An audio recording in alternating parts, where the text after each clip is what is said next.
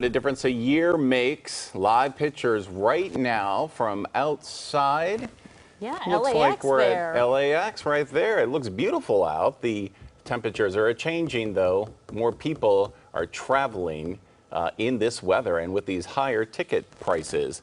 Now, if you're planning to fly somewhere now or in the summer, you'll have plenty of company. Tonight, we spoke to travel expert Johnny Jett, and he's packing some practical advice for anyone who's going anywhere. Definitely. I mean, if this past week is any sign of what's going to come this summer, it's going to be a doozy, honestly.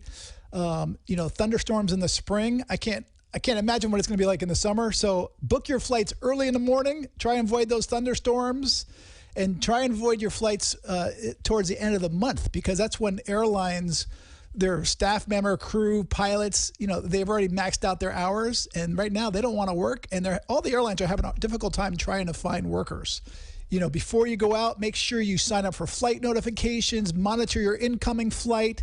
But even if your flight's delayed, you still got to go to the airport early or on time, because sometimes they can get it together and they can go out on time. You don't want to miss it, because if you miss your flight this summer, you're most likely not going to get out for a few days, because flights are going out full and there's nowhere to put them. Well, you should have booked a couple months ago.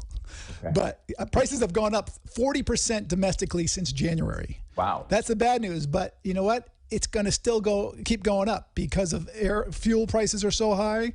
So if you haven't booked yet, you better book. I would also book on a domestic carrier, even if you're flying international, because that way, one of the trends right now is trip stacking. So let's say you really want to go to Paris, but God forbid, COVID hits the fan, and you want to back out and go somewhere else like Florida or Hawaii. If you're booking a flight on Air France, you can't just go to Hawaii. So book on American, United, or Delta. That way you can use that credit towards another destination.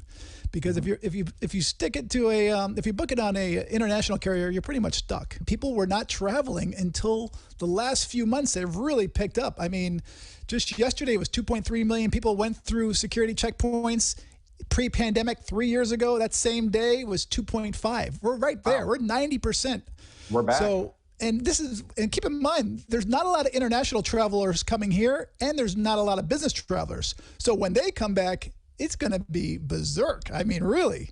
But I definitely recommend using travel agents, especially for, big tickets. But even these days, because all these airlines are having difficulty, finding staff to answer the phone, a good travel agent will do all that dirty work for you. So if your flight's delayed or canceled, they will spend hours on the phone for you. You don't have to. So your vacation or wherever you are, you don't have to sit there on the phone. So that's one reason why it's worth paying the $25 or $40, whatever they're going to charge you, just for that one reason.